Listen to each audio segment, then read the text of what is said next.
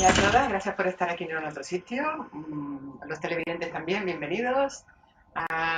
Yo me llamo Amada Santana, soy licenciada en Psicología por la Universidad Central de Barcelona, luego por Vericuetos de la Vida me licencié en Psicología otra vez en Bruselas, luego me especialicé en Neuropsicología y en la casa tuve la oportunidad de hacer el máster de Psicología Forense. Con lo cual es muy interesante el ejercicio de la psicología forense con la especialidad de neuropsicología. Es muy enriquecedor. Le llamo, es una autopsia psicológica porque, como bien ha dicho Erika, el paciente falleció cuando a mí me hicieron el encargo y realmente es el rara avis de la psicología forense porque nunca había tenido un caso de una autopsia psicológica y porque mis compañeros, que son mucho más experimentados que yo, cuando yo les comentaba voy a hacer una autopsia psicológica, a todo el mundo se le ponían los dientes largos, con lo cual dije, ostras, qué afortunada que soy que esto ha caído en mis manos y no en manos de otra persona.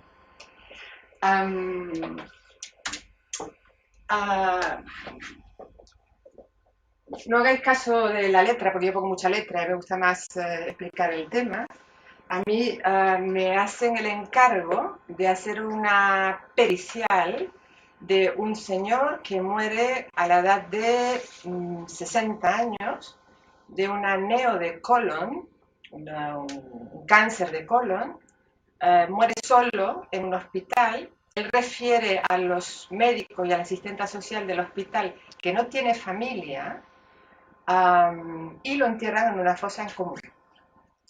Este señor resulta que había estado casado, tiene 2 hijas, tiene nietos, y cuando sus hijas se enteran de que a su papá lo habían enterrado en una fosa común, hay un pequeño escándalo, lo recuperan de la fosa común, le dan cristiana sepultura, y a partir de ahí, cuando hacen la lectura de testamento, oh sorpresa, se dan cuenta que este señor ha realizado 4 testamentos en 4 momentos temporales diferentes, y en el último lega todos sus bienes a familiares diferentes, pero no ni a su exmujer ni a sus 2 hijas. Y es a mí cuando me llega el encargo. Entonces, bueno, yo cuento con la historia clínica del psiquiatra que, gracias a Dios, vive y lo llevo durante 38 años. Y este es el señor AFN, que ingresa en San Pau a la edad de 18 años. Y en principio la exploración era que estaba orientado, un poco desordenado a nivel de conciencia, bastante inquieto, gesticulaba mucho, una conducta impulsiva. El psiquiatra refería que tenía hipersexualidad, no tenía alucinaciones ni tampoco tenía ideas delirantes. La anamnesis la ofrece su madre, dice que es el segundo de una fratería de 5 hijos, son 5 hermanos. En principio era un parto normal, a término, caminó con 12 meses, las primeras frases articuladas a los 14 meses, hasta ahí todo normal. Curso hasta un cuarto de bachillerato de aquella época, no lo acabó, ¿vale? Y entonces inicia su profesión de ayudante de transportista con su padre, y el entorno familiar a esta edad de 18 años empieza a notar algún cambio de conducta que no tiene relación con absolutamente nada. Y la familia empieza a estar un poco alerta de qué pasa, ¿no? Tuvo un accidente de tráfico que parece ser el que hace la eclosión de muchas más cosas. Hay una mayor excitación, hay 2 pequeños hurtos, no son robos por el tema de la cantidad, son hurtos. Hay una fuga del domicilio durante 3 días y se da parte a la policía, al final la policía lo encuentra. Está hiperactivo, hay una conducta muy eufórica, hay una exaltación de conductas sexuales, y en ese caso se prescriben aloperidol, que es un tratamiento antipsicótico, y bueno, no remite la sintomatología, y entonces cuando le ingresan en San Pau. En San Pau hay que decir que el primer ingreso ingresa no contra voluntad, pero sí engañado. Hola, bueno, no ingresa de forma consciente, no se le informa de por qué es el ingreso, le dan un poco la vuelta para conseguir su colaboración. En ese momento, nuestro querido psiquiatra, el doctor A, dice que la atención está muy dispersa. En este momento sí que hay alteraciones del curso del pensamiento, está muy eufórico, y hay un aumento de las necesidades pulsionales e instintivas, de tal manera que cuando está ingresado, las propias personas que comparten el pabellón con él se quejan de esta conducta hipersexualizada.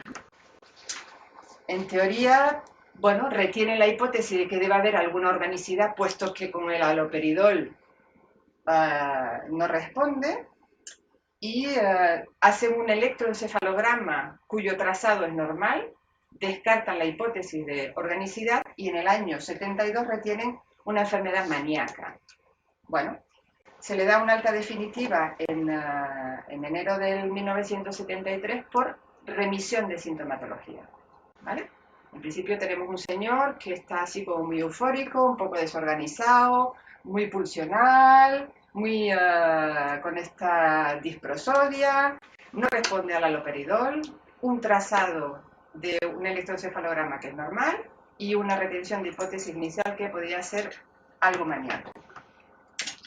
Bueno, en septiembre de 1973 vuelve a hacer un ingreso porque se instaura un cuadro depresivo que es rebelde a todo tipo de tratamiento antidepresivo.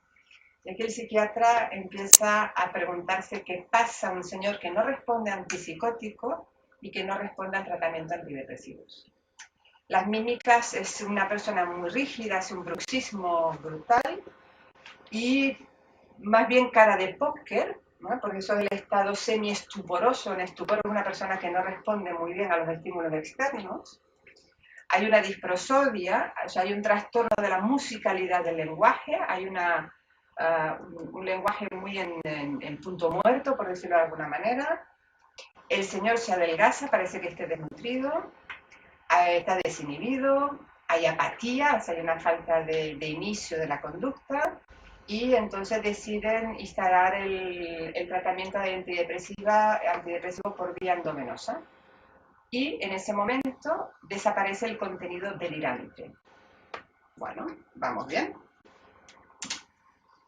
En ese momento, cuando desaparece el contenido delirante del pensamiento de nuestro querido paciente, se inicia un cuadro hipomaníaco. El señor empieza a estar eufórico.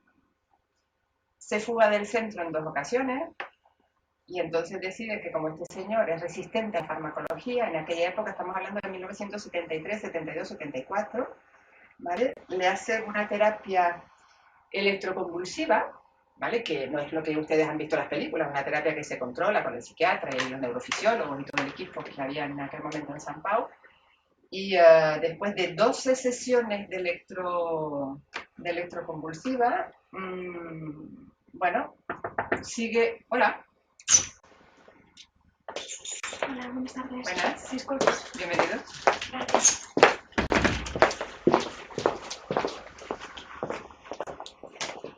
Bueno, pues después de 12 sesiones de terapia electroconvulsiva, bueno, el señor parece que tiene un estado estacionario, pero no mejora. Con lo cual nos encontramos ya un año más tarde, en marzo del 74, con agitación psicomotriz, irritable, eufórico, una labilidad emocional importante, muy rápido de coco, ese cerebro que trabaja mucho más rápido de lo que le da el vocabulario, y entonces retienen la hipótesis diagnóstica de una psicosis maníaco-depresiva, que en aquella época, hoy en día, lo conocemos como el trastorno bipolar tipo 1, pero en este año es una psicosis maníaco-depresiva. En mayo del 74, un par de meses después, hay resistencia de esta fase maníaca y entonces deciden hacer una cura de sueño durante 5 semanas, remite la sintomatología, el señor parece que está normoadaptado y deciden darle el alta por remisión de sintomatología. Y entonces aquí cuando se instaura el tratamiento que de verdad funciona en un trastorno bipolar, que son las sales de litio, que es el Plenur.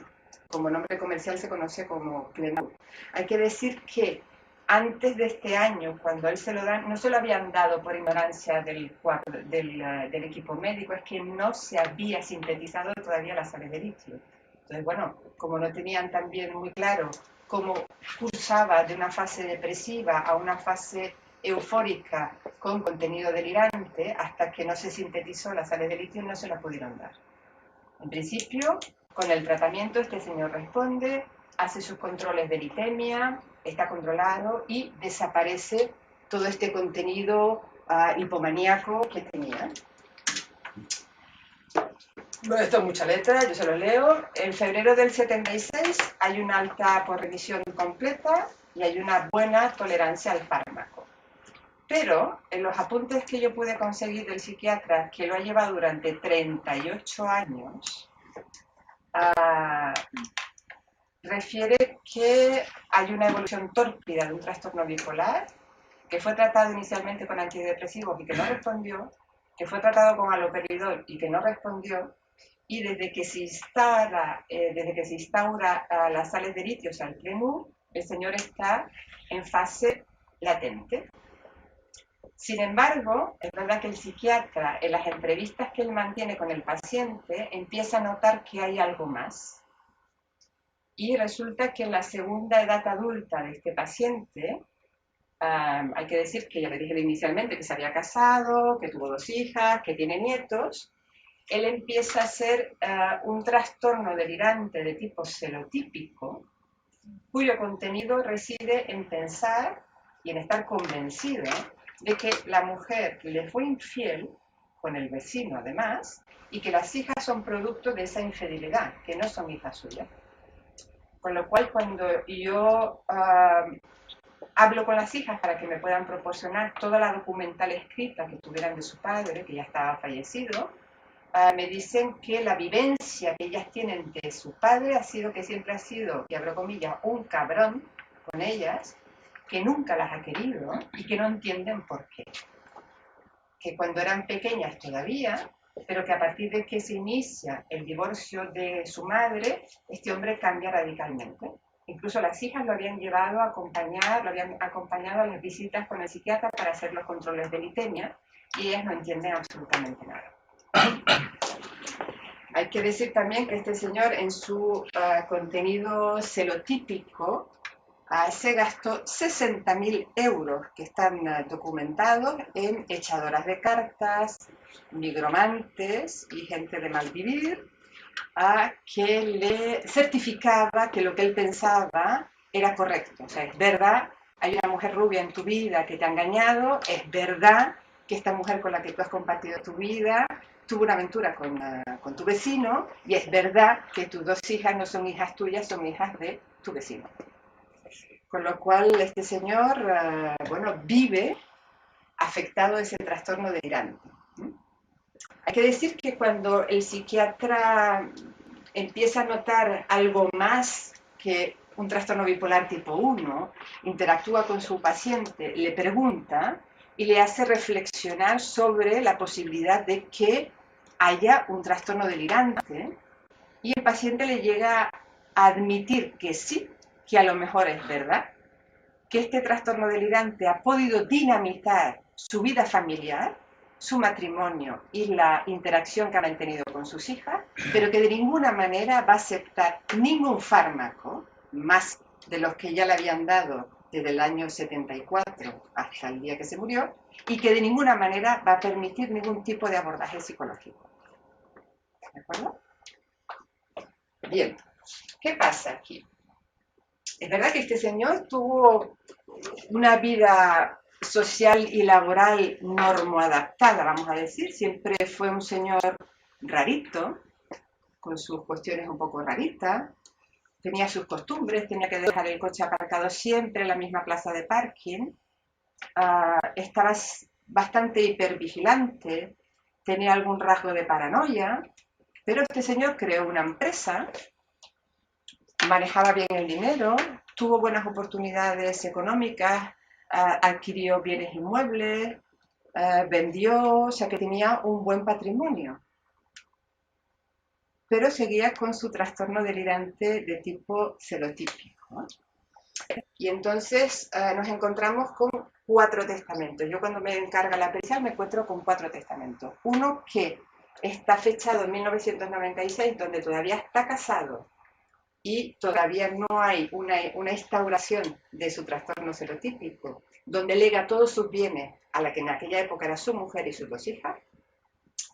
En el 2002 cambia de notario y cambia el contenido del testamento, diciendo que lega a sus 2 hijas lo que les corresponde por legítima. No hay registro documental de que este señor haya legado la legítima a ninguna de las 2 hijas. Y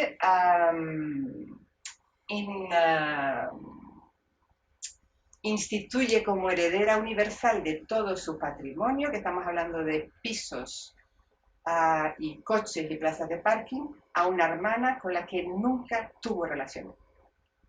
Bueno, no contento con eso, el señor se va a un notario 3, 2 años más tarde, sigue en trámites de divorcio y lega todos sus bienes y derechos y acciones a 3 de sus hermanos, revocando los otros 2 testamentos anteriores. Y el 4º testamento, ¿vale? Nada deja a sus 2 hijas y deja referido que ellas en vida ya habían recibido más de lo que le hubiera tocado por legítima y instituye herederos a varios de sus hermanos, revocando el resto de los testamentos.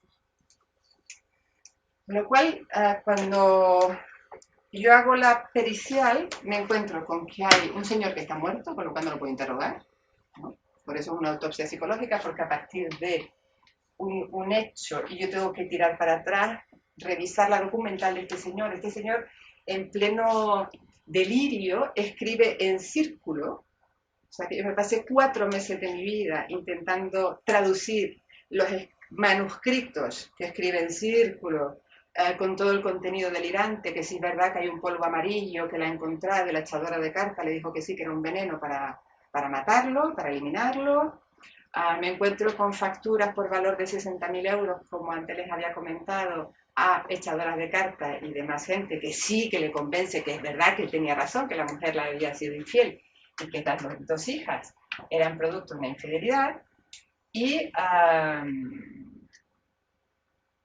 con un informe psiquiátrico que ya dice que antes del 2004 se instaura este contenido celotípico. Bueno, a mí no me pareció complicado el caso, más allá de traducir los escritos de este señor y más allá de traducir todo el historial médico que en aquella época se hacía a mano. No porque no hubiese ordenadores, sino porque el equipo médico no tenía costumbre de informar electrónicamente de las visitas. Entonces, bueno, cuando yo me miro las fechas de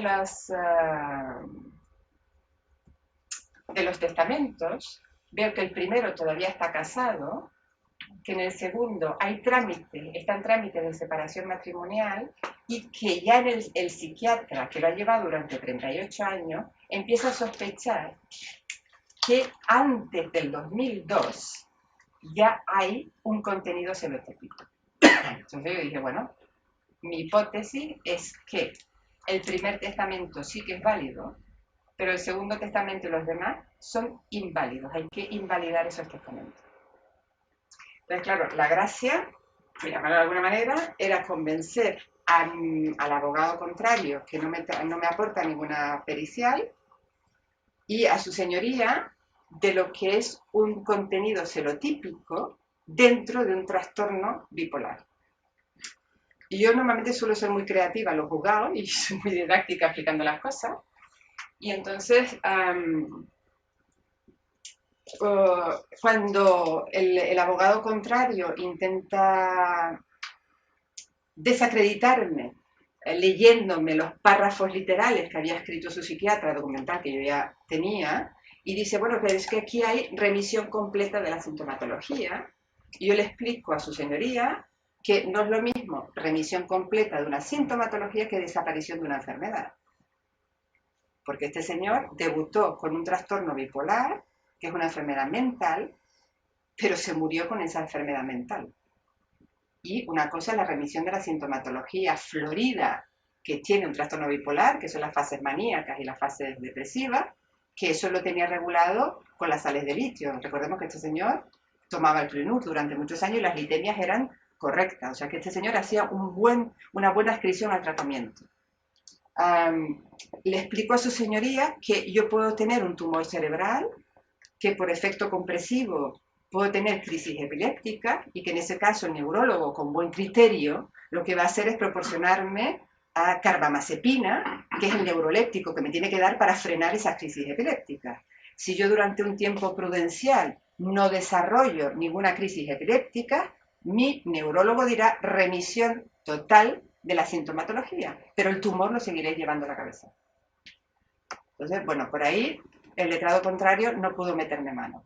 Bueno, otra cuestión fue explicarle a su señoría la diferencia que hay entre un trastorno bipolar, donde el paciente puede hacer una vida normativa, y el trastorno celotípico, donde el señor no hace una vida normativa porque hay una distorsión parcial, y esa distorsión parcial de la realidad es una cuestión privativa. Privativa, eso es un trastorno celotípico. Entonces, no sé, yo ahí no tenía instrumento, no tenía juego, se me ocurrió decirle a su señoría que una mesa es una mesa y toda la sala convenía en que esto es una mesa, es un tablón de madera con sus 4 patas. Muy bien, todo el mundo conviene en que esto es una mesa, es una realidad compartida. Pero si yo tengo un trastorno que es una distorsión parcial de esa realidad, que esto es una mesa, yo puedo decir que en las grietas de la mesa viven los minions, con su estructura social.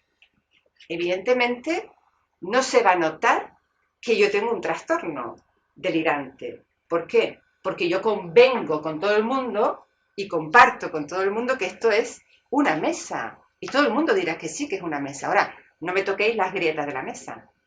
Porque claro, en la grieta de la mesa, mi distorsión de la realidad es que aquí viven los minions. Claro, si a nadie se le ocurre hablarme de las grietas de la mesa, nadie va a saber que yo creo firmemente que ahí viven los minions.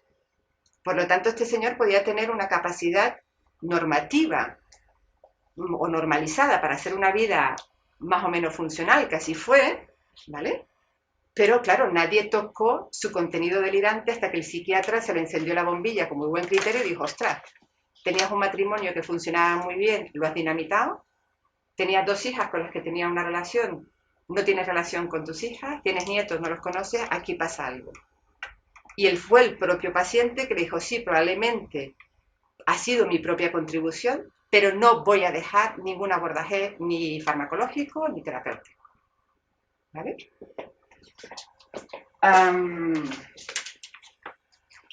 Es verdad que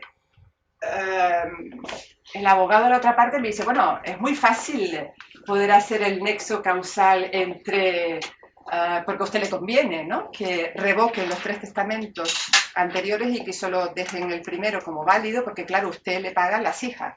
Yo siempre sí, a mí me pagan las hijas porque a mí me tiene que pagar alguien, ¿no? Pero evidentemente, cuando yo me encuentro con un montón de manuscritos de este señor que ya empieza a hablar de ese contenido delirante, serotípico, donde empieza a hablar de nigromantes, que consultó a un montón de echadoras de cartas, que le dicen que es verdad que aquella mujer rubia le había sido infiel, que es verdad que las hijas son hijas del vecino y que no son suyas, y corresponden a años anteriores al año 2000, evidentemente me lo pone en bandeja de plata para decir no, el único testamento válido es el de 1996, porque no hay ningún registro escrito ni conductual que diga que este paciente estaba en pleno delirio cuando hizo el primer testamento, pero a partir del segundo sí.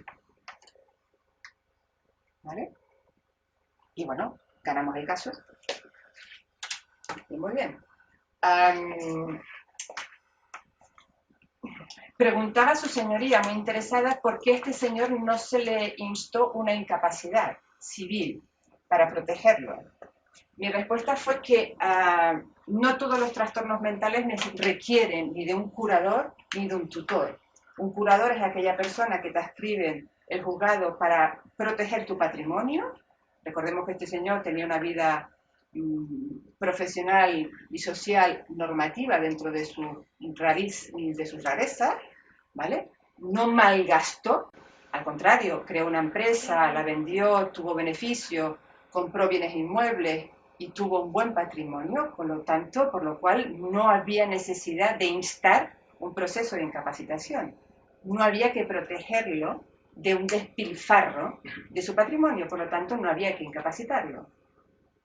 Pero es verdad que cuando quedan incapacitados los tres testamentos posteriores, porque un trastorno delirante te altera en el sentido, a ver si me explico bien, ¿no? Si yo tengo una distorsión parcial de la realidad, cognitivamente no percibo bien la realidad. Lo de los Minions fue no sé, una chispa que tuve en ese momento para que toda la sala lo entendiera. Pero si yo estoy convencida y además me gasto 60.000 euros en echadora de cartas, negromante, adivinadores y tal y cual, y estoy convencida de que mi marido me ha sido infiel y que además mis hijos no son hijos de mi marido, que son hijos de otra persona, cognitivamente a mí nadie me puede decir que estoy en plena actividad consciente, porque el delirio me está mediatizando esa toma de decisiones. Si cognitivamente yo no estoy bien, porque ese delirio me está mediatizando mi toma de decisiones, evidentemente a nivel volitivo también estoy alterando, porque mi parte cognitiva va a gestionar mi parte volitiva. Y este señor, recordemos que toda la parte volitiva estaba mediatizada por su trastorno delirante. Él pensaba inicialmente que su señora le fue fiel y las hijas eran hijas del matrimonio, pero luego pensó que no, que era producto de una infidelidad. Y a partir de ahí se generan los otros tres testamentos. Con lo cual dijimos que este señor, los tres testamentos posteriores, o sea, a partir del año 2000 en adelante, eran completamente inválidos, quedaban invalidados y que el único que se podía considerar como válido era el primero, porque no había registros anteriores. ¿Vale? ¿Qué más? En fin. Yo creo que me acelera mucho, ¿eh? Pero en principio explicarles que es verdad que ni la jueza ni los abogados contrarios entienden qué es un trastorno delirante y hay que explicarlo muy bien. ¿Vale? Y explicar muy bien que una enfermedad mental, por más que el psiquiatra diga que es remisión parcial o completa de la sintomatología es una cosa, la enfermedad es otra. Si yo debuto con una enfermedad mental, desgraciadamente me voy a morir con esa enfermedad mental, por eso está tipificada en el eje 1 del DSM, es una enfermedad mental, me va a mediatizar absolutamente todo mi transcurso vital. Si en medio de una enfermedad mental tengo la dichosa mala suerte de que además hago un trastorno delirante del tipo que sea, evidentemente a nivel cognitivo no voy a gestionar muy bien, porque estoy distorsionando una parte de esa realidad. Y evidentemente mi cognición no va sola, mi cognición va a mediatizar mi acción, mis actos, y lo va a mediatizar en el sentido de mi delirio. ¿Vale? Si hubiese tenido este señor un delirio que se creía pues Napoleón, que no fue, pues quizás lo hubiera dado no lo sé, por cualquier otra cuestión, por comprar sicarios o meterse en un ejército o irse a Algeria, no lo sé. Pero le dio por esta parte desgraciada y dinamitó a su familia. ¿Vale? Ya le digo, por fortuna el caso se ganó, las hijas recibieron lo que le tocaban, muy a pesar de los hermanos y hermanas de este señor a quien él le había legado en testamentos posteriores. Pero bueno, en principio su señoría le parecieron convincentes los argumentos y el abogado contrario pues no tuvo forma de contraargumentar. Pero digo, es muy poco frecuente hacer una autopsia psicológica, es muy poco frecuente, muy poco frecuente. Y realmente, bueno, tuve mucha suerte de que estaba absolutamente todo documentado. El psiquiatra que todavía vive y ejerce de forma activa declaró justo después de mi declaración y él declaró exactamente los mismos términos que yo. Yo les aseguro que yo no conozco al psiquiatra, no sé ni la cara que tiene. Y no tuvimos ocasión de poder discutir, ni tan siquiera telefónicamente, oye, vamos a ponernos de acuerdo en los argumentos. No, yo declaré mi parte, yo tenía muy claro que era una distorsión de una parte privativa de la realidad y así lo expliqué, y él explicó exactamente lo mismo. Con lo cual tuvimos muchísima suerte. ¿Se les ocurre alguna cuestión? Yo te iba a preguntar Dime. hasta qué cierto punto era posible haber pedido una segunda opinión, pero esto no lo estás confirmando, ¿no? Ah, era cosa del abogado contrario. Vamos, a mí me encantan las contrapericiales porque para mí son muy fáciles.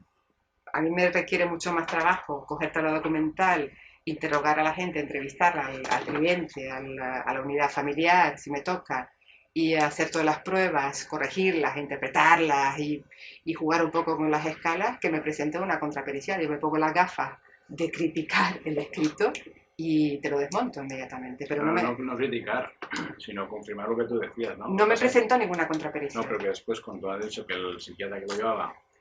Lo tenía muy difícil, porque el argumento del abogado contrario era todos los párrafos de la historia clínica del psiquiatra. Además, creo que podré conseguir el vídeo de mi declaración. O sea que hay la ley de protección de datos y no lo puedo colgar entero para que me vean ahí en acción. Más que nada, no para que me vean, porque no, mi voz es horrorosa. Yo me pongo súper agresiva con el abogado contrario, se ve en la cámara que me giro y mis compañeros saben que me pongo de muy borde, muy mala leche, me giro y digo, a ver qué chorrada me va a preguntar y se me nota que estoy tensa y aquí tengo testigos que lo pueden certificar porque fue muy desagradable el tío y yo soy de mecha corta y si me buscas me encuentras y en un juzgado pues me encuentras muy rápido. Pero es verdad que el hombre este solo se dedicaba a leer los párrafos y además titubeaba. Entonces claro, a mí me molesta cuando yo me he pasado horas trabajando en este tema, que un señor no sepa ni leer la palabra aloperidol. Iba a decir un taco, pero está en las cámaras, no lo digo. O sea, no sé, prepáratelo antes. Repite aloperidol delante del espejo 27 veces hasta que te salga de forma fluida, ¿no? Y entonces él decía, bueno, pero es que el psiquiatra dice que le dio digo, sí, aloperidol, que es un antipsicótico. Ya, pero es que el psiquiatra dice remisión completa de la sintomatología, sí, pero es que no habla de la remisión de la enfermedad. ¿Qué más me va a leer? El siguiente párrafo ya se lo canto yo de memoria, conozco muy bien la historia de este psiquiatra. Pero hubiese sido muy fácil que él hubiese contratado una pericial para intentar contraperitar mi examen, pero no lo hizo. Pensaba que lo tenía muy fácil. Mala suerte. ¿Qué más? Por cierto, que el máster de forense de la casa es buenísimo. Que lo tengo que decir 5 veces, ya voy una. El máster de la casa de forense es buenísimo. 2. Y en el caso, por ejemplo, si hubieran hecho la pericial de la otra parte, ¿por dónde crees que te hubieran podido ir o atacar? No se me ocurre. Porque claro, o sea, según lo que has contado... Claro. Supongo que... supongo que por la parte de que este señor tuvo una vida más o menos normativa. Que compraba y vendía inmuebles, que creó una empresa, que nadie, claro, a lo largo de todo su recorrido vital, que no pasó nada. Claro, mala suerte que este señor dejó un manuscrito, un palmo no, pero 4 dedos de los míos, que yo tuve que traducir y era un contenido completamente delirante. Es más, lo tengo guardado en casa y digo, ostras, esto algún día alguien que se lo lea, ¿no?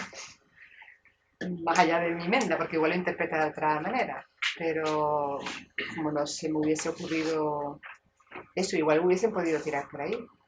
Como dice usted que este señor estaba loco cuando este señor compraba, vendía, gestionaba bien sus bienes inmuebles, no dispendiaba su patrimonio, no tuvo ningún delito, no tuvo ningún encontronazo con la ley, no tomaba drogas. Bueno, yo básicamente era un celotípico, ¿no? Claro, es no que era afecta eso. Esas partes No, claro. Por eso yo expliqué muy bien, es una distorsión parcial de una parte normativa de la realidad. No es una distorsión de toda la realidad. Que me lo hubiese puesto más en bandeja de plata. ¿Perdona? No, digo que aparentemente es un hombre normal. O sea, Claro. Bueno, es la gracia de los contenidos delirantes. Si tú no tocas el objeto del delirio, esa persona pasa por normal. Un poco rarito, ¿no? Bueno, ya venía de donde venía este señor.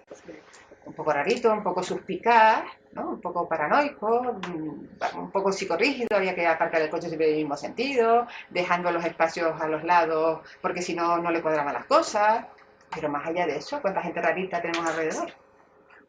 Con todo, ya está. Con todo, no sé. Yo mi Bic de 4 colores y mi cronómetro no lo toca nadie, porque entonces si me lo tocan yo me entro en brote, no sé, pero más allá de eso, no sé, ¿dónde está el problema? Ya. ¿No?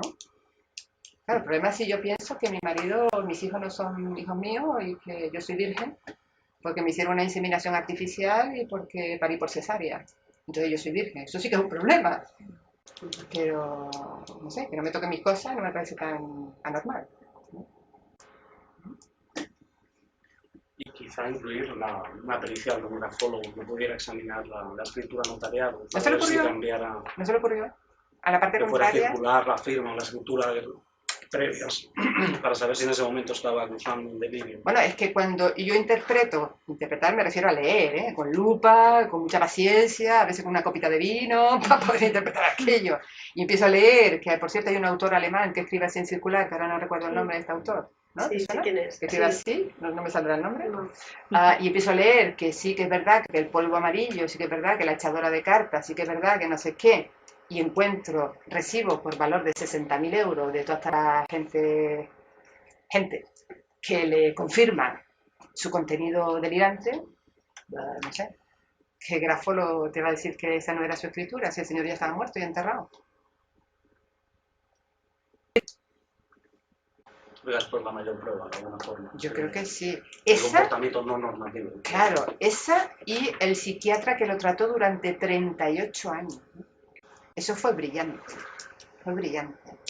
Si no hubiese estado vivo el psiquiatra, las anotaciones del psiquiatra seguían en pie, porque él lo refirió absolutamente todo, también todo manuscrito, pero lo tenía todo referido en papel. Y yo me hubiese agarrado a eso. Sí, bueno, remisión de sintomatología, sí, pero no de la enfermedad. Sospecho que hay un delirio porque sospecho que este señor ha dinamitado su matrimonio, las 2 hijas, no sé qué tal y cual, y yo me agarro a eso. Es mi trabajo como forense. Pero es verdad que yo creo que a mí o sea, ¿cómo se dice? Me decepcionó el letrado contrario porque me esperaba alguien un poco más brillante, que aportara argumentos que me hicieran pensar. A mí cuando voy a un juicio me divierte tener un perito contrario porque me hace pensar mucho más, me hace estar mucho más alerta, me hace estar mucho más hipervigilante. Pero aquí no había nada, con lo cual yo tenía la impresión de, ostras, me lo ponen en bandeja de plata. Me da un señor que no sabe ni leer a lo peridor porque va tutuiando y yo, pues, en fin, me lo ponen en bandeja de plata, macho. Porque, ya os digo, soy de mecha corta normalmente, ¿no? Entonces, claro, no sé. Pero un perito contrario no tiene por qué haber sido contrario. Sí. Podría haber llegado también a tus mismas conclusiones. Normalmente los peritos contrarios llegan a una conclusión contraria. Ese es el juego de las pericias. El mundo de las pericias es muy divertida, ¿eh? Porque tú puedes decir que las ranas tienen pelo y según cómo lo vendas, como un juicio, es un circo, y mis compañeros lo saben perfectamente, aquello es un circo y cada uno representa su papel, quien mejor lo venda, los cerdos vuelan. Ya está. Y tú te puedes tirar las manos a la cabeza y decir, pero por favor, ¿pero esto qué es? ¿Pero esto no es justicia? No, no, no. Las leyes es una cosa, la justicia es otra. Y si tienes un perito brillante que convence a su señoría y a la otra parte, pues, oye, mala suerte, se llevó el gato al agua tú. Y tú te quedas como imbécil porque no tuviste argumentos, no fuiste rápida a la hora de pensar o no fuiste rápida a la hora de valorar aquel dato que te podía haber servido para hacer aquella conexión y decir, no, no, este argumento y no me bajo del burro, ¿no? Y no me bajo del burro. Pero no lo hizo. Y normalmente cuando el perito contrario, yo no recuerdo, no sé si los compañeros, ¿ustedes recuerdan algún perito contrario que haya llegado a las mismas conclusiones que yo? No, no.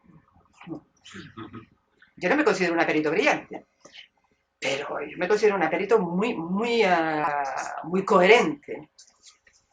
Pero no se ha dado el caso que llegue una perito y dice, oye, llego a las mismas conclusiones que tú. Por más que lo veo y lo veo otro punto de vista, le doy la vuelta o intento valorar otras cuestiones, llegamos a las mismas conclusiones. Desgraciadamente no. Hubiera sido más divertido eso, mira, trabajo que me ahorra, ¿no? Pero no, el perito contrario le paga a otra parte que tiene sus otros intereses, que hay un abogado detrás que tiene otros intereses, y este es el juego de la pericia. Mala suerte. ¿Hay algún perito en la sala? ¿Cómo consiguieron las hijas reabrir el caso? Primero con el entierro en una fosa en común de su padre. Se enteraron por casualidad. No me preguntes cómo, porque ahí no llegó, fue de casualidad.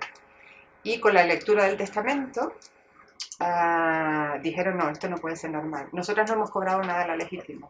No hay ninguna documental, no hay ningún recibo que diga que nuestro padre nos pagó nada. No hay nada. Y es raro porque mi padre no se llevaba con ninguno de los hermanos, eso nos consta. Es más, cuando se practicó el interrogatorio de los hermanos y supuestos amigos del fallecido, ninguno supo que este señor estaba enfermo de colon, o que tenía una enfermedad mental, o que tomaba medicación para su enfermedad mental. Nadie sabía nada. Que no sepan nada del contenido celotípico, dice, vale, ¿no? Pero ostras, que no sepas que una persona tiene un cáncer o que no sepas que una persona tiene un trastorno bipolar y que te tomas medicación, no sé, llama un poco la atención, ¿no? Y más cuando tienes gente muy íntima a tu lado, ¿no? Llama un poco la atención. Y fue por ahí, a través de los testamentos, que pudieron reabrir el caso. Porque había uno que lo delegaba a su fiel esposa, que en aquel momento todavía era fiel, y a sus queridas hijas. Y después ya no. Me imagino que tampoco conocían que visitaba al psiquiatra, Las hijas le acompañaban al psiquiatra para hacer los controles de litemia. pero los hermanos, No. los amigos... No, con lo cual son cosas que te hacen pensar, ¿no? No.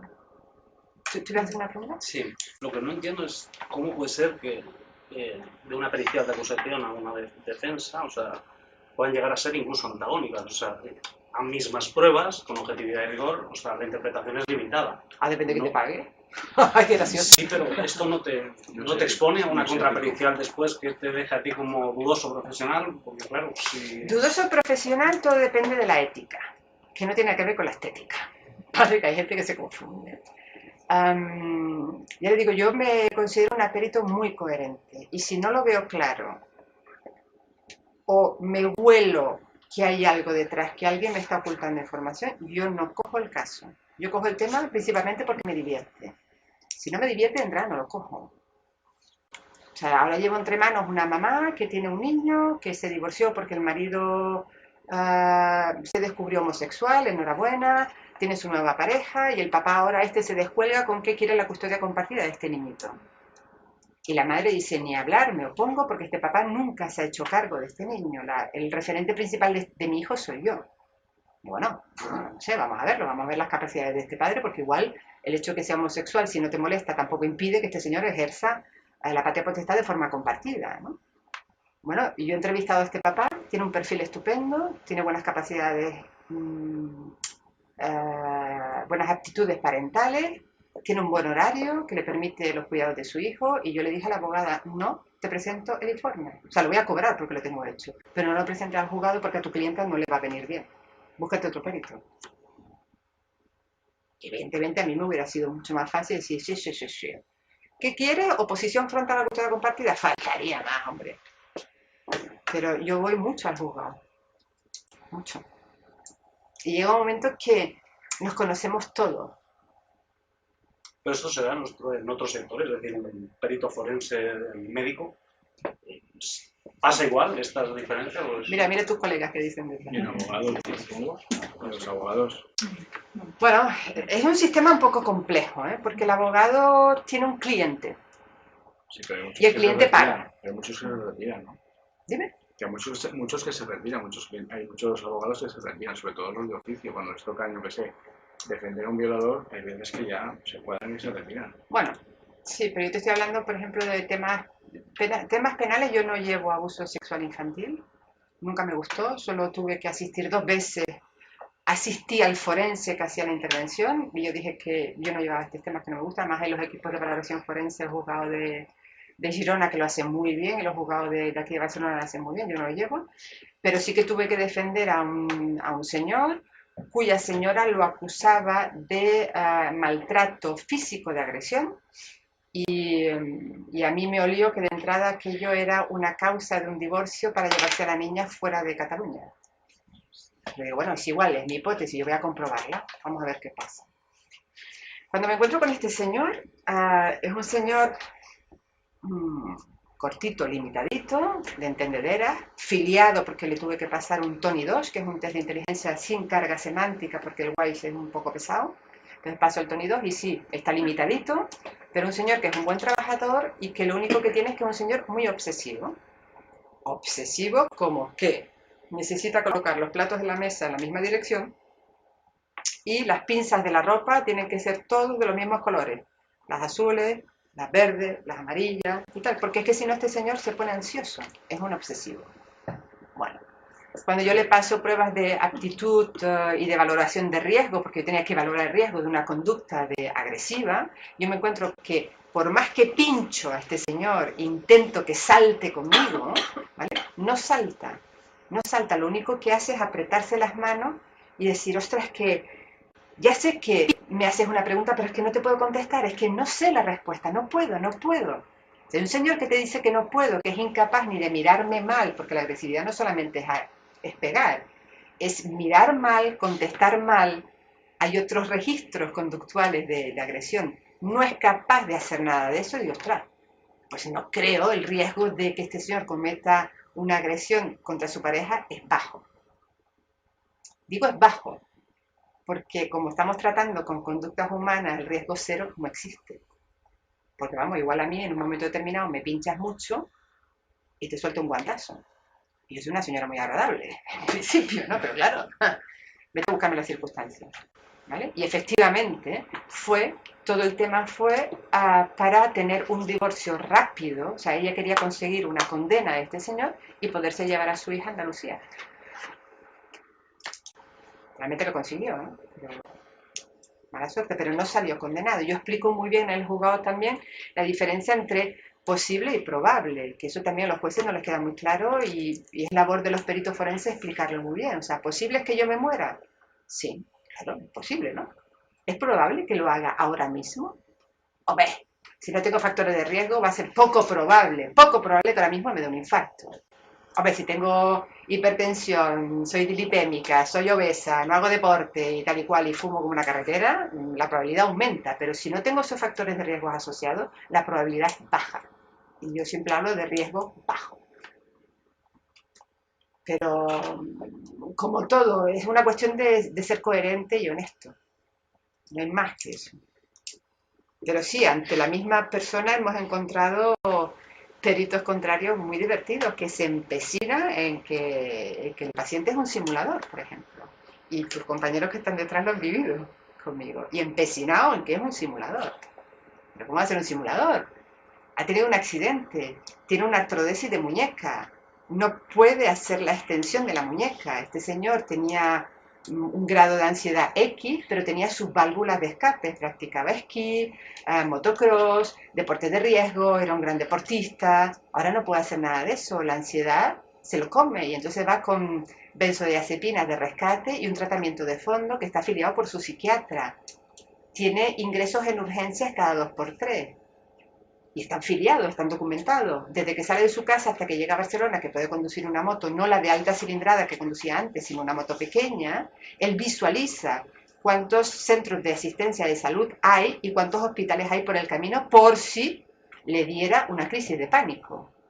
Y tengo a mi contraria que sin pestañear dice que no, que este señor es un simulador.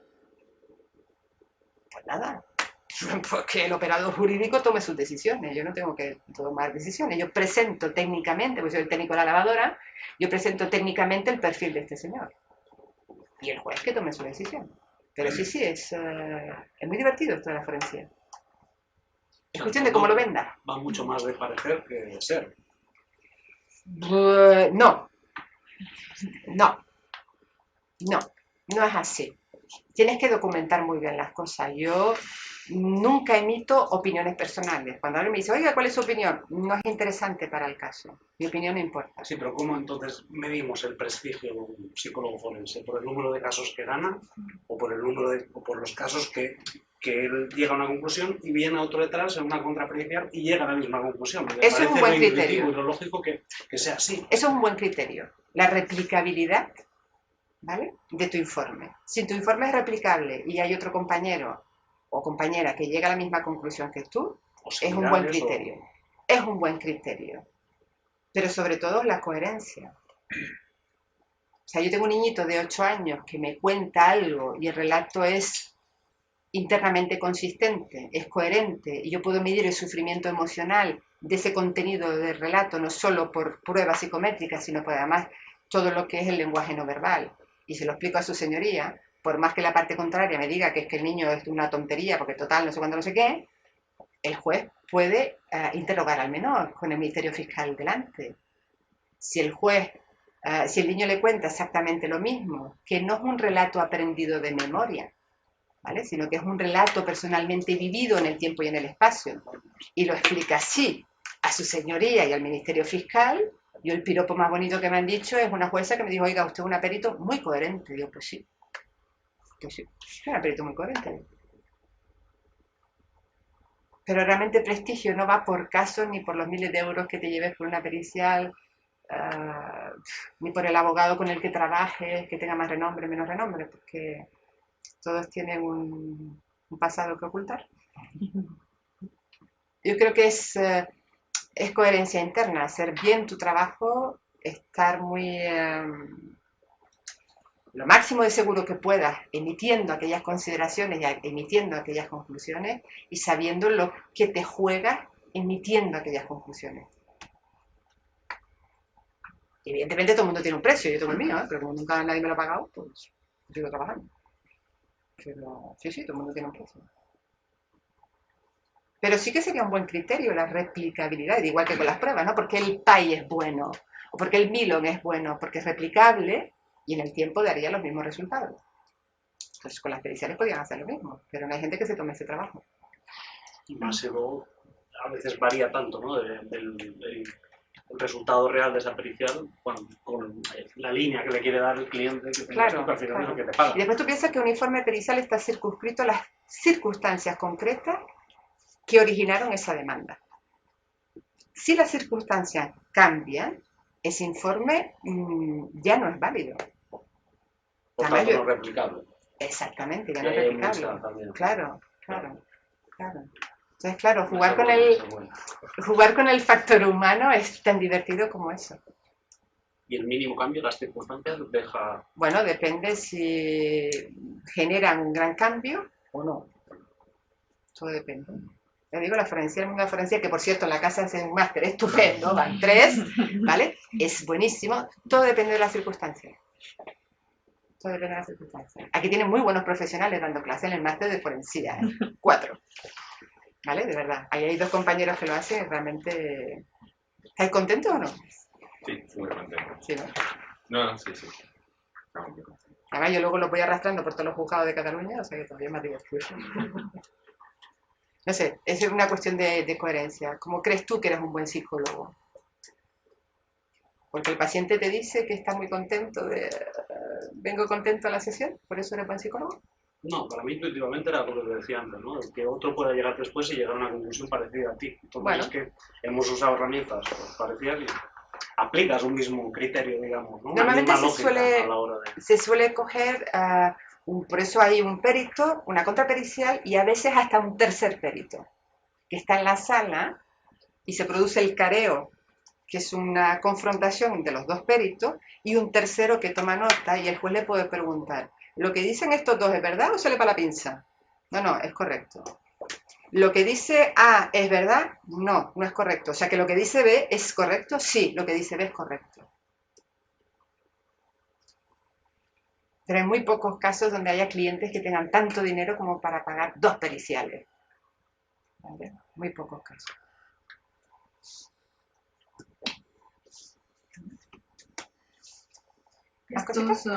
Estos periciales son de forma particular. Sí, yo solo trabajo en la privada. No es requerimiento del juzgado. No estoy adscrita al turno de intervención profesional. No me interesó, nunca. Y tampoco soy funcionaria de la Generalitat. Entonces no veo... A veces sí que tengo compañeros míos que vienen del EATAF, lo que antes se llamaba el SATAF. Ahora es el EATAF, este servicio de asesoramiento a las familias adscrito a la Generalitat, ¿vale? Y a veces me los encuentro en los juzgados. Difícilmente divergemos en los informes. Porque en familia, por ejemplo, si tienes muy en cuenta, solo en cuenta, más allá de quien te pague, más allá del abogado, solamente tienes en cuenta el interés superior de los menores, que es lo que a mí me pide mi código deontológico, el informe que haga la EATAF no se aparta del que yo hago. Y normalmente convergemos. Normalmente. Ahora diverjo con uno. Pero bueno, habrá que verlo en el juzgado. Porque ellos emitieron el informe hace 3 años.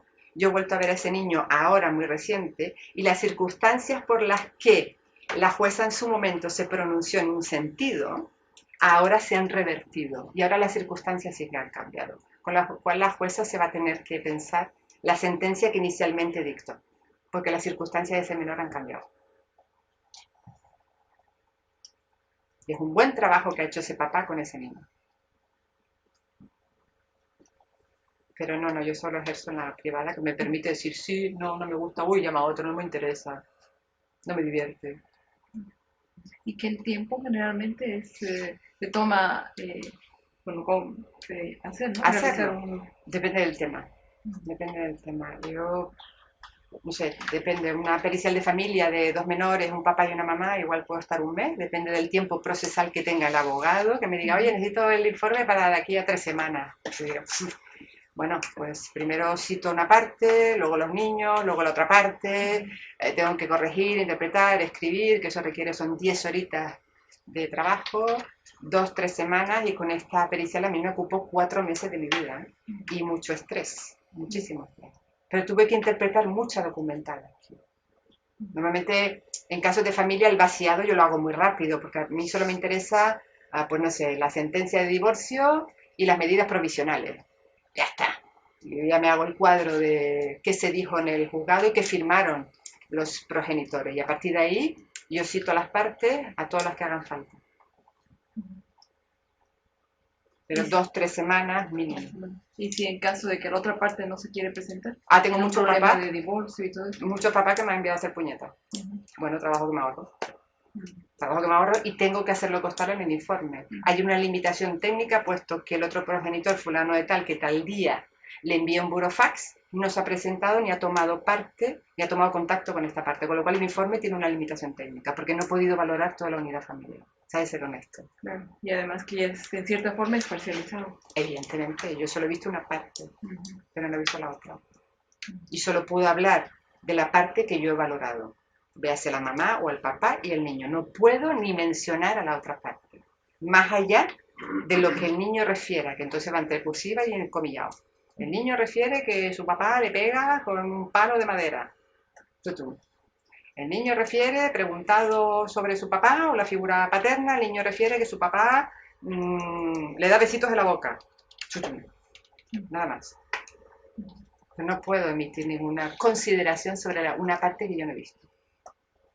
Y para corroborar los datos, tal vez el núcleo familiar, también puede ser el colegio. Sí. Lo que pasa es que cuando vienes de la privada y tú llamas y dices, buenas tardes, soy la psicóloga forense de señor tal, y de los colegios te dice, no tengo por qué hablar con usted. No está escrita el juzgado, no tengo por qué contarle nada. No, mire, si simplemente yo quería hablar con la profesora para que me dijera cómo está el niño, no sé qué tal, no tengo por qué hablar con usted. No está escrita el juzgado. No. O hay veces que te encuentras con gente más o menos amable que dice, oye, sí, no hay ningún problema, el niño viene, consigue los hitos evolutivos cuando le toca, yo no veo absolutamente nada. Yo lo haces constar. Claro, pero también al mencionarla, me imagino que también, puede ser un testigo, ¿no? Claro. Y es por eso también el temor a no participar ni nada. Claro. Normalmente las escuelas en temas de litigios con respecto a la custodia de los menores no se suelen posicionar, a no ser que vean una cosa muy clara, entonces no se posicionan. Dicen que bueno, que el niño está bien, que yo solo puedo hablar del niño, como mucho contestan quién trae al niño por la mañana, quién lo viene a recoger al mediodía, si es el abuelo, si es la mamá, si es el papá, pero más allá de eso no se suelen pronunciar. No deben pronunciarse. Muchas veces es normativa directamente desde el equipo directivo. Sí. No deberían posicionarse. Ya, yo soy maestra y sé lo que es. Claro. Todo el que viene muchas mamás angustiadas, por favor, dame un informe porque mira el papá lo que hace. No puedo. No puedo. Y en cosas más simples que un juicio, trabajé en una época en el Raval donde los niños por la tarde iban a un casal. Pues el que ayudaba a hacer los deberes a los niños eran los monitores del casal. Pues desde dirección teníamos prohibido reunirnos en lugar de con los padres y con los monitores del casal. Y tú dices, pero si es un bien para el niño. Y en ese caso igual, ¿no? Saber realmente cómo está el niño en clase, no sé, yo pienso que es donde más tiempo pasan al final del día. Y las maestras somos quienes mejor conocemos a los niños. Las primeras que detectan la voz de alarma Todo. soy la Sí, maestra. sí. Entonces, ¿cómo puede ser que tú como directora mía me estés prohibiendo hablar del niño en clase que llega por la mañana que no ha desayunado nada, tiene dolor de cabeza todo el día, se pasa el día así, no se quiere cambiar el vestuario con los demás? O sea, yo me he encontrado en situaciones de estas y no puedes abrir la boca. No. Yo creo que hay una ley de protección de datos malentendida. Sí, yo también lo creo. Malentendida. Sí. Pero muchas veces la respuesta es por no dar trabajo. Qué lástima, ¿no? Sí, sí. A mí fue la respuesta que me dieron. ¿Pero por qué te vas a reunir con los monitores del casal? No acabarás nunca entre los padres, el no sé qué, no sé cuánto. Bueno, pues es igual, es cosa mía, ¿no? Yo soy la que decido, es mi tiempo, yo decido. Quieras, ¿no? Ya, pero aquí no se hace. Bueno. Entonces con estos casos pasa lo mismo. Sí. Y tú avisas, ¿no? Este niño viene sin comer, llega muy temprano, huele mal, la ropa no sé qué. Sobre todo el primer indicio es, no me quiero cambiar con los demás. Y dices, no eres de sexto, con lo cual no estás en pleno cambio, algo pasa. Sí, es que hay malos tratos, seguro. Pero una vez detectado esto, también es derivar al pero ¿cómo lo detectas?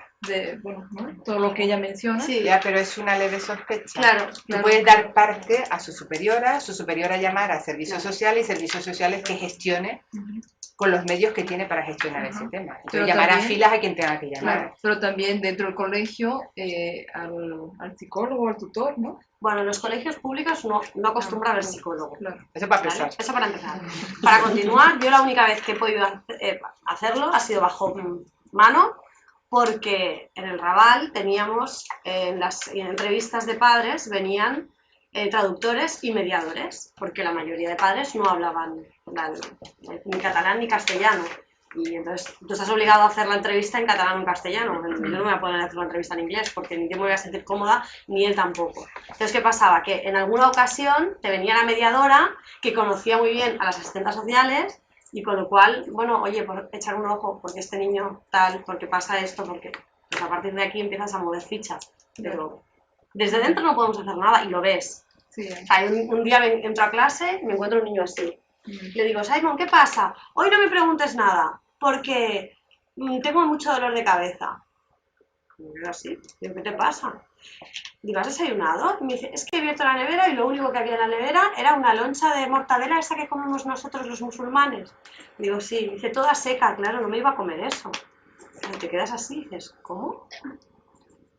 Me dice, no, es que mi madre últimamente por la noche cuando me voy a dormir no está y cuando me levanto tampoco.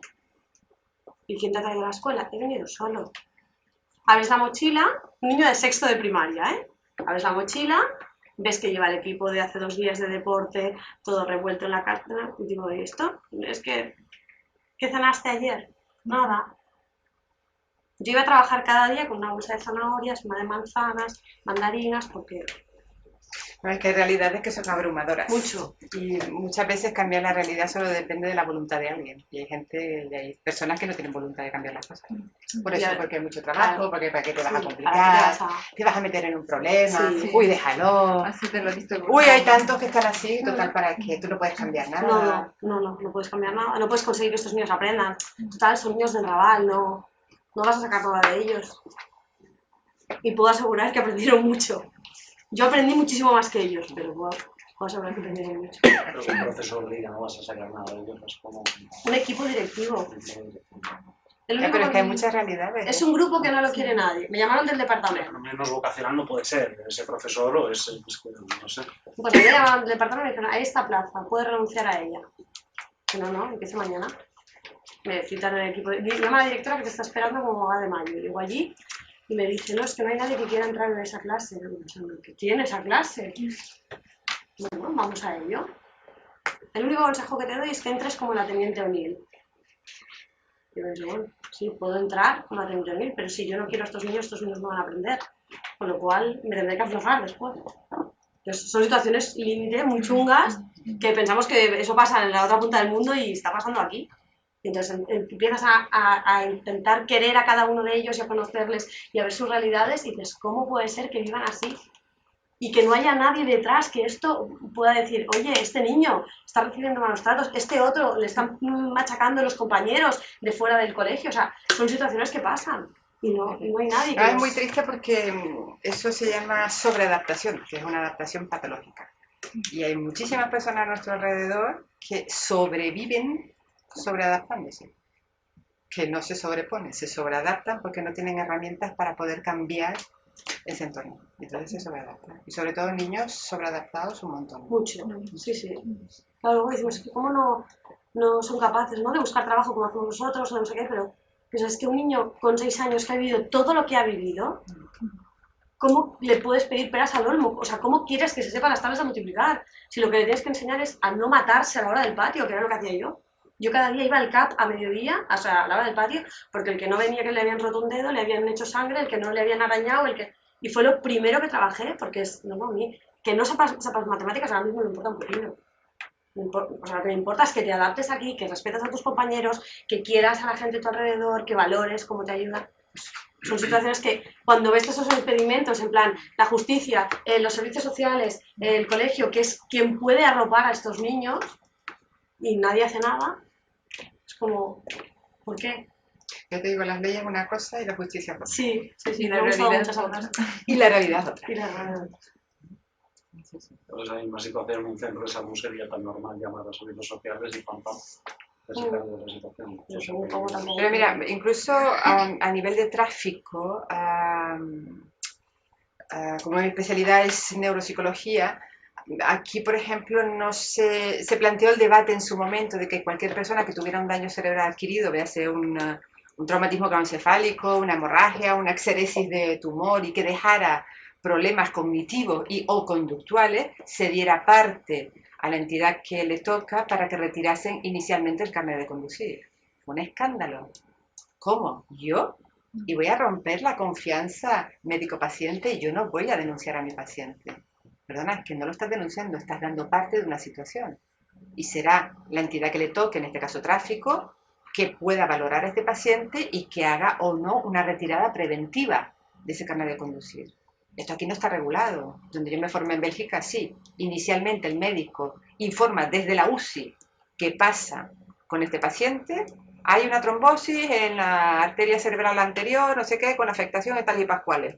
Pues el organismo que allí regula el tema del tráfico hace una retirada preventiva del carnet de conducir y 6 meses después vuelve a valorar a este paciente. Pero es que además el paciente respeta esa retirada del carnet de conducir, cosa que aquí no. Entonces, bueno, pues esto es lo que hay. Tenemos estos parámetros y jugamos con esos parámetros, esto es lo que hay. Y otra cosa, ¿cómo la jurisprudencia determina o condiciona tu enfoque o tus periciales? O sea, ¿te limita tanto como, o condiciona tanto como en otros sectores del derecho? Bueno, yo soy un técnico, ¿eh? Yo soy el técnico en la lavadora. Así de claro. A mí cuando me preguntan, ¿y usted qué? Digo, soy el técnico en la lavadora. Entonces mi obligación es presentarle al operador jurídico de forma muy clara, que no tenga lugar a dudas, cómo funciona esa lavadora. Hablo de forma muy esquemática, ¿eh? ¿Cómo funciona esa lavadora? ¿Cuál es el mejor programa? Si ha de funcionar con agua fría o agua caliente, con jabón líquido o jabón en polvo, si ha de llevar suavizante o no. Y es el operador jurídico el que ha de tomar la decisión. Yo soy el técnico. Pero es verdad que, por ejemplo, cuando tengo un daño cerebral, yo le explico a su señoría, por ejemplo, el juicio al que asististeis, ¿no?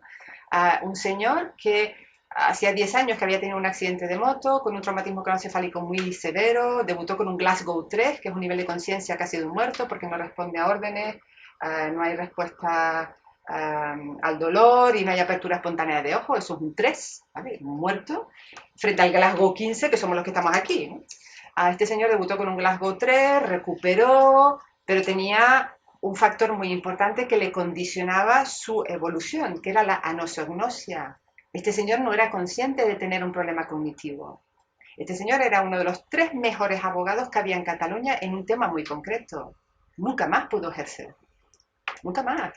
Porque la afectación cognitiva fue tan brutal que no servía ni para hacer fotocopias. Claro, cuando ven un señor bien puesto de 1,80 m, que bueno, un poco camina con un poco de hemiparesia, pero bueno, no se cae, que habla despacio, con un poquito de disprosodia, pero que pronuncia bien, que no tiene descarrilamiento del discurso. Los contrarios míos, ¿qué hicieron? No, este señor solamente tiene un deterioro cognitivo leve. Y yo dije, no, este señor tiene un deterioro cognitivo moderado. La respuesta de mi contrario es, usted ha puesto primero leve y luego le puse moderado. Digo, sí, pero es que yo lo he valorado en 2 tiempos diferentes. Y está puesto en el informe. Uno, en la perimetría de los 2 años post-traumatismo craneoencefálico, que es lo que me dice las normas internacionales, ¿vale? Un periodo de recuperación espontánea después de un daño cerebral te hablan entre 18 y 24 meses. Yo lo valoro 2 años después y digo que es leve. Lo valoro 4 años más tarde y entonces digo que es moderado, porque ya hay secuelas. Y además hay un factor que ya les digo que es muy importante, que condiciona todo lo demás. Es anosognósico, él no tiene conciencia de tener una dificultad cognitiva. Con lo cual él está convencido de que puede volver a trabajar una vez que gana el juicio. No va a volver a trabajar de letrado, no tiene capacidad cognitiva para hacer las 4 cosas brillantes que hacía antes. No puede. Pues cuando convencí a su señoría del tema tan importante que era la anosognosia, porque yo de cuello para abajo no sé ni dónde está el píloro, ni me interesa, y a mí me hablan de parestesia y tal y cual, digo, pues es que no sé, es eso, digo así, una leve discapacidad y tal y cual, pero vamos, no me hable a mí de eso que no entiendo, hábleme del cerebro, yo le explico muy bien cómo funciona ahora el cerebro de este paciente, y digo el pronóstico que hay. Al final en la sala todo el mundo terminó hablando de anosognosia, porque había calado perfectamente ese mensaje. Y el juicio se ganó por el tema de la anosognosia. Que esto ningún traumatólogo lo valoró. Y no era una estrategia mía, es que realmente una anosognosia es un problema muy gordo cuando tienes un daño cerebral. Es muy grave. Es muy grave. Porque te va a determinar el pronóstico del recorrido de aquel paciente. Ese paciente está en riesgo siempre, porque no es consciente de que tiene una limitación. No es consciente. ¿Más cositas? ¿No? El máster de psicología forense de la casa es buenísimo. 5. ¿Sí? Bueno, pues... me quito el reloj. Bueno, pues un placer. Espero que se lo haya pasado bien. Y es verdad que hablo muy rápido. Me acelero mucho, me disculpan.